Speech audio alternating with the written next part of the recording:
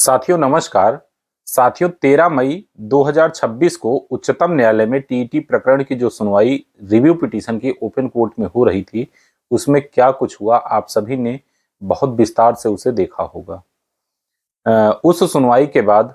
हमारे बहुत सारे ऐसे शिक्षक साथी हैं जिनके मन में बहुत सारी निराशाएं व्याप्त हो चुकी हैं। ऐसा लग रहा है जैसे टीईटी से हम सभी को राहत नहीं मिलेगी। साथियों, वास्तविकता ऐसी कुछ भी नहीं है। अभी ये बिल्कुल भी नहीं कहा जा सकता कि हम सभी को टीईटी से राहत मिलेगी या टीईटी से राहत नहीं मिलेगी। मामला ओपन कोर्ट में सुना गया। उच्चतम न्यायालय में जितने भी वरिष्ठ अधिवक्ता थे उन सभी ने अपने पक्ष को रखा। माननीय जज साहब लोगों की तरफ से कई सारी टिप्पणियां उसमें की, लेकिन सभी पॉइंट्स को नोट डाउन किया गया और सारे पॉइंट्स को नोट डाउन करने के बाद मामले को रिजर्व कर लिया गया। उस आदेश को रिजर्व कर लिया गया जो आदेश हम सभी के भविष्य का निर्माण करेगा। साथियों, आपको बता दें कि जब से ये आदेश रिजर्व हुआ है तब से ही सभी शिक्षकों की दिल की धड़कनें बढ़ गई हैं। ऐसा लग रहा है जैसे टीईटी का आदेश सभी शिक्षकों को प्रभावित करेगा ही करेगा। लेकिन साथियों, आपको बता दें कि ये केवल एक कोरी कल्पना है। जितने भी साक्ष्य, जितने भी पॉइंट्स अधिवक्ताओं के द्वारा रखे गए हैं, निश्चित तौर पर जज साहब लोग उस पर कुछ न कुछ विचार जरूर करेंगे। ऐसा नहीं है कि बिल्कुल ही एकदम ऐसा आदेश दे देंगे जो 1 सितंबर 2025 को दिया गया था, जिसमें यह कहा गया था कि सभी शिक्षकों को टीईटी पास करना होगा। लेकिन उस आदेश के परिप्रेक्ष्य में हमारे जो भी वरिष्ठ अधिवक्ता थे उनके तरफ से जो पक्ष रखे जा रहे थे, उन पक्षों को जज साहब सुन रहे थे, क्रॉस क्वेश्चनिंग कर रहे थे, उस पर लगातार डिबेट हो रही थी, लेकिन उन सारे पॉइंट्स को नोट डाउन कर रहे थे। एनसीटी ने क्या कुछ कहा है, आरटी एक्ट में क्या कुछ कहा गया है, इस पर विस्तार से चर्चा हो रही थी। और इसी क्रम में आज की चर्चा हम शुरू करें। सबसे पहले हम बात करते हैं कि हमारा जो भी शिक्षक साथी है, हम हैं, आप हैं, जो भी शिक्षक साथी हैं, ये टीईटी का जिन्न उत्पन्न कहां से हुआ। साथियों, 31 मार्च 2010 को आरटी एक्ट का जो गजट जारी हुआ था, या यूं कहें कि आरटी एक्ट की जो अधिसूचना जारी हुई थी, जो 1 अप्रैल 2010 से सभी राज्यों में लागू कर दिया गया, भारत में समान रूप से लागू कर दिया गया जम्मू कश्मीर को छोड़ करके, उस अधिसूचना में क्या कुछ कहा गया था, जिसको बार बार पॉइंट आउट किया जा रहा है कि 23 का 1, 23 का 2 इसमें छूट नहीं मिली है, मिली है, प्रोफेशनल कोर्स की छूट मिली है, मिनिमम क्वालिफिकेशन में इसमें क्या कुछ कहा गया है। तो साथियों, यहां पर आप समझिए कि आरटी एक्ट अलग चीज है और एनसीटी का नोटिफिकेशन अलग चीज है। हमारे बहुत सारे शिक्षक साथी इसी बात से कंफ्यूजन में हैं कि आरटी एक्ट क्या है या फिर हमारा एनसीटी का नोटिफिकेशन क्या है। जब 13 मई को ओपन कोर्ट में हियरिंग चल रही थी, कई सारे लोगों ने लाइव देखा होगा, तो बार बार जब अधिवक्ताओं की तरफ से कहा जा रहा था कि एनसीटी का नोटिफिकेशन, उसके पैरा 4 पैरा 5 में ये सब कहा गया है, तो दत्ता साहब जी की तरफ से ये बार बार कहा जा रहा था कि एनसीटी क्या है, मैं उसे क्या जानूं। आरटी एक्ट पे बात हो रही है, आरटी एक्ट में अमेंडमेंट हुआ है, आरटी एक्ट पे संशोधन हुआ है, उस पर बात करो। तो लगातार ये कंफ्यूजन हमारे आम शिक्षकों में बना हुआ है कि आरटी एक्ट क्या है या फिर एनसीटी का नोटिफिकेशन क्या है। तो साथियों, आप सबसे पहले समझ लीजिए कि आरटी एक्ट जो है,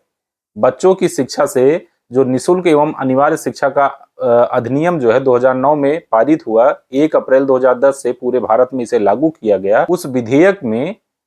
बच्चों की निःशुल्क और अनिवार्य शिक्षा से संबंधित सभी प्रावधानों को विस्तार से उसमें बताया गया है। और उसके पैरा 23 से पैरा 28-29 तक देखें तो शिक्षकों की नियुक्ति से संबंधित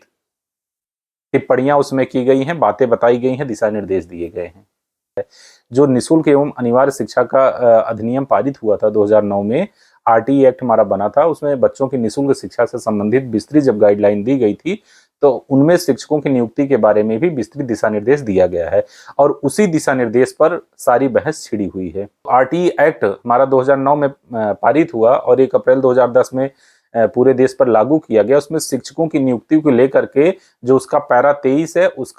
उसमें 3 पॉइंट्स हैं। पहले पॉइंट में कहा गया है कि एक पर्सन जो शिक्षक के रूप में नियुक्त होगा, वो केंद्र सरकार के द्वारा एक प्राधिकरण गठित किया जाएगा, उसके माध्यम से उसकी नियुक्ति की जाएगी। वो प्राधिकरण जो भी न्यूनतम योग्यता या फिर दिशा निर्देश देगा, उसी के आधार पर शिक्षकों की नियुक्ति की जाएगी। साथियों, यहां पर ध्यान दीजिएगा 23(1) में ये कहा गया है कि केंद्र सरकार एक ऐसे प्राधिकरण का गठन करेगी जो शिक्षकों की नियुक्ति के लिए न्यूनतम अहर्ता नियम शर्तें तय करेगी, और इसी के आधार पर एनसीटी को शिक्षकों की नियुक्ति का दायित्व दिया गया था। अब 23(2) में क्या कहा गया? 23(2) में यह कहा गया कि ऐसे शिक्षक या ऐसी राज्य सरकारें जिनके पास प्रशिक्षित शिक्षक नहीं है, साथियों ध्यान दीजिएगा, प्रशिक्षित शिक्षक नहीं है, जैसे डीएलएड जो इस समय चल रहा है, अगर बीटीसी, विशिष्ट बीटीसी या फिर डीएलएड का जो भी उनके यहाँ सीटें हैं, डाइट है वो कम है, उनके यहाँ प्रशिक्षण संस्थान कम है, उतने अभ्यर्थी उनके यहाँ प्रशिक्षित नहीं है और शिक्षकों की नियुक्ति आपको करना है, तो आपको उसमें छूट दी जाएगी और यह छूट अधिकतम 5 वर्षों के लिए रहेगी। लेकिन इसके साथ साथ 23 पैरा 1 के तहत जो न्यूनतम योग्यताएं निर्धारित की जाएंगी, उस न्यूनतम योग्यता को आपको हासिल करना होगा। साथियों इस बात को यहां पर समझिएगा, मतलब 23(2) में जो छूट दी गई है वो केवल और केवल प्रोफेशनल कोर्स के लिए दिया गया है, प्रशिक्षण के लिए दिया गया है, ना कि टीईटी से छूट की बात कही गई है या फिर एकेडमिक क्वालिफिकेशन में किसी प्रकार की छूट कही गई, कुछ भी नहीं कहा गया है। उसमें सिर्फ इतना कहा गया है कि 23(1) के अंतर्गत एक ऐसे प्राधिकरण अर्थात एनसीटी का गठन होगा या उसको जिम्मेदारी दी जाएगी जो शिक्षकों की नियुक्ति से न्यूनतम योग्यता निश्चित करेगी, तय करेगी, नियम शर्तों को बनाएगी। और 23(2) में यह कहा गया कि जिन राज्य सरकारों के पास पर्याप्त प्रशिक्षित अभ्यर्थी नहीं है, वो राज्य सरकारें केंद्र सरकार को पत्र लिख करके 5 वर्ष के लिए छूट ले सकती हैं और 5 वर्षों में इनको वो प्रशिक्षण पूर्ण करा लेंगी। और इसके साथ पैरा 1 के तहत जो भी न्यूनतम योग्यताएं उस प्राधिकरण के द्वारा निश्चित की जाएंगी, वो न्यूनतम योग्यता उस शिक्षक साथी को प्राप्त करना होगा। अब साथियों यहां पर देख लीजिए, अब यहीं से काम एनसीटी का शुरू हो जाता है। जब आरटी एक्ट ने ये खुद कह दिया कि न्यूनतम योग्यता हम नहीं बनाएंगे, न्यूनतम योग्यता वो प्राधिकरण बनाएगा जिसको चुना जाएगा, तो वो प्राधिकरण के रूप में इन्होंने अपने ही पैरा 23 में ये चुन लिया कि एनसीटी जो है इसको बनाएगा। तो एनसीटी ने जब इस नियम शर्त को बनाने का काम शुरू किया तो उसमें यह कहा गया है कि किसी भी शिक्षक की, किसी भी अभ्यर्थी को जिसको भविष्य में हम शिक्षक के रूप में नियुक्त करेंगे, उसके लिए कुछ न्यूनतम योग्यताएं निर्धारित की गई। 10+2 के साथ अगर 4 वर्षीय आपने डिप्लोमा किया है, ग्रेजुएशन बीए बीएससी के साथ आपने 1 वर्षीय बीएड किया हुआ है, उसके साथ 6 महीने का विशिष्ट बीटीसी का आपको प्रशिक्षण दिया जा रहा है, मतलब तमाम तरीके की एकेडमिक वहां पर क्वालिफिकेशंस दी हुई हैं, आप सभी ने देखा होगा। और उसके साथ एक नया शब्द जोड़ दिया गया कि इन एकेडमिक क्वालिफिकेशंस के साथ टीईटी परीक्षा अर्थात टीचर एलिजिबिलिटी टेस्ट आपको पास करना अनिवार्य होगा। मतलब ये आपकी एकेडमिक न्यूनतम योग्यता होगी और उसके साथ आप टीईटी पास करेंगे तो आप शिक्षक बन जाएंगे। ये एनसीटी ने अपने जो उनका एक तरीके से उनको नियम शर्तें किसी शिक्षक की नियुक्ति के लिए निर्धारित करना था, उसमें उन्होंने कहा। जो बात 23(1) में कहा गया है कि किसी भी, जो आरटी एक्ट के 23(1) में कहा गया है कि कोई प्राधिकरण केंद्र सरकार नियुक्त करेगा जो शिक्षकों की नियुक्ति के लिए नियम शर्त बनाएगा, तो इस आधार पर शिक्षकों की नियुक्ति के लिए उनकी न्यूनतम योग्यता प्लस टीईटी पास करना अनिवार्य होगा। मतलब graduation plus BEd plus TET, ये एक तरीके से एनसीटी ने कहा और उसी आधार पर जो है आरटी एक्ट को ये वेरीफाई कर रहा है। जैसे आरटी एक्ट के तहत ये कहा गया कि एनसीटी इसको निर्धारित करेगा, तो एनसीटी ने कहा कि ग्रेजुएशन प्लस बीएड, मतलब ग्रेजुएशन आपकी एकेडमिक क्वालिफिकेशन हो गई, प्लस प्रोफेशनल आपका आप डीएलएड हैं, बीटीसी हैं या बीएड हैं, और प्लस टीईटी, ये 3 चीजों का आपको कंबाइंड करके आप एक शिक्षक के रूप में नियुक्त हो जाएंगे। लेकिन 23 अगस्त 2010 को एनसीटी का जो नोटिफिकेशन आया जिसमें ये न्यूनतम अहर्ताएं बताई गई हैं, उस न्यूनतम अहर्ता में ही उसके पैरा 4 और पैरा 5 में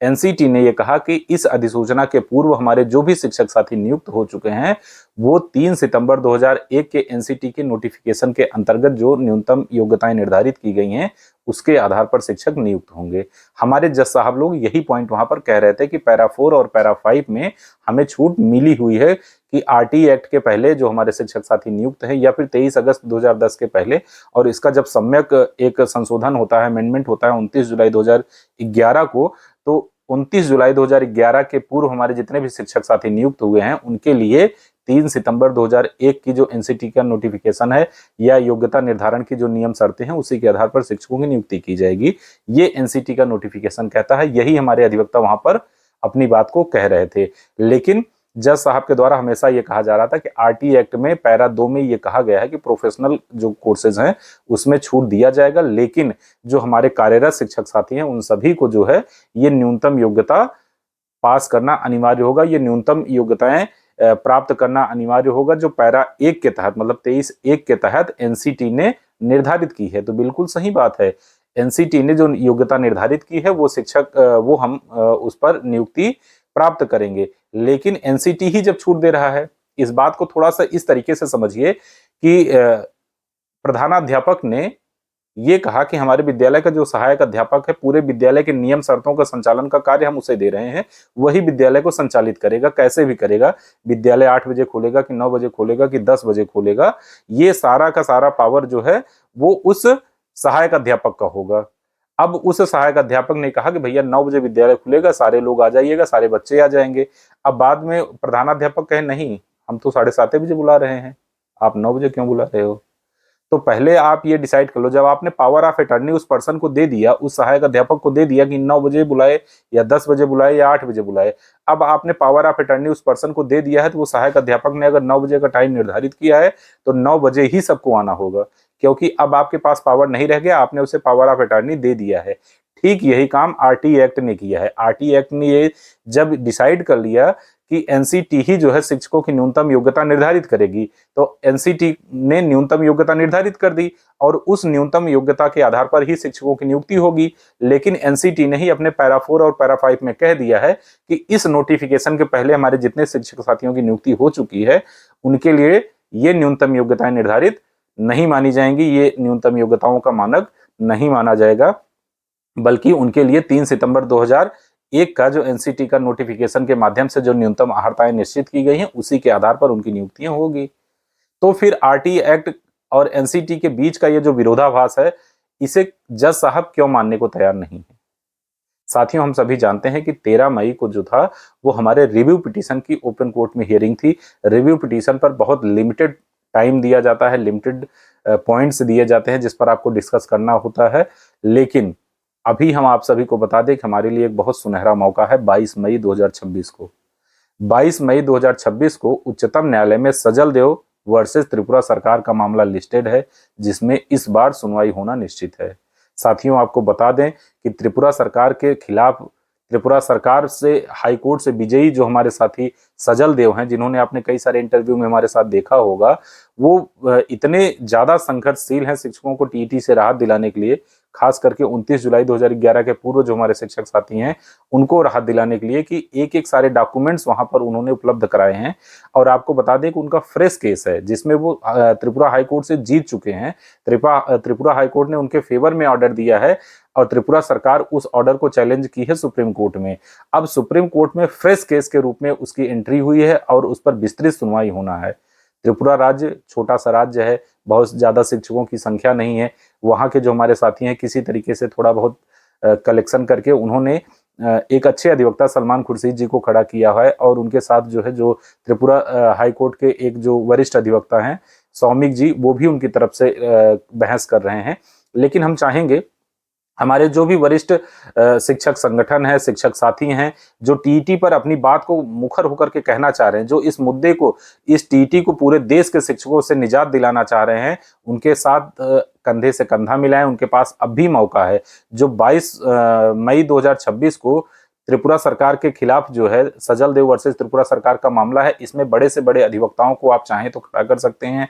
सजल देव जी की तरफ से, और वहां पर इन सारे बिंदुओं पर अगर डिस्कस होगा, उन सारे बिंदुओं पर जो हम लोग शायद रिव्यू पिटीशन में कहना चाह रहे थे लेकिन नहीं कह पाए समयाभाव के कारण, या फिर जज साहब ने लिमिटेड पॉइंट्स दे दिए थे, उन लिमिटेड पॉइंट्स में हम उससे ज्यादा कुछ नहीं कह सकते थे। तो साथियों, निश्चित तौर पर आप ये मान लीजिएगा कि फ्रेश केस में बहुत सारा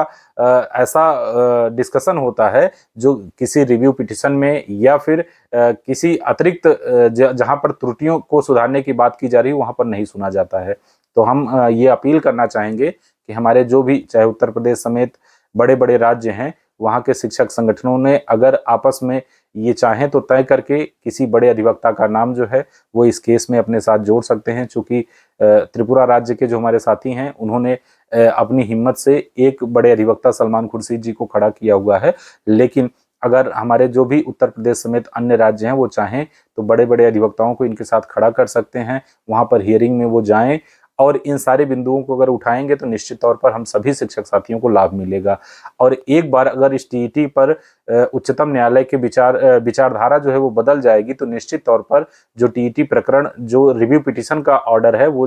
उस पर भी इसका असर जरूर देखने को पड़ेगा। तो साथियों, हम आप सभी जो भी वरिष्ठ शिक्षक संगठन हैं, जो शिक्षक संगठन के पदाधिकारी हैं, उनसे अपील करना चाहेंगे कि अगर आप चाहें तो सजल देव जी से संपर्क करके उनका जो 22 मई 2026 को केस लिस्टेड है उसमें बड़े से बड़े अधिवक्ताओं को शामिल करवाइए और इसकी फ्रेश केस में हियरिंग करवाइए, जिससे हम सभी शिक्षक साथियों को टीईटी से राहत मिल पाए। तो तब तक जुड़े रहिए आप हमारे साथ। मिलते हैं एक नए वीडियो में नई जानकारी के साथ।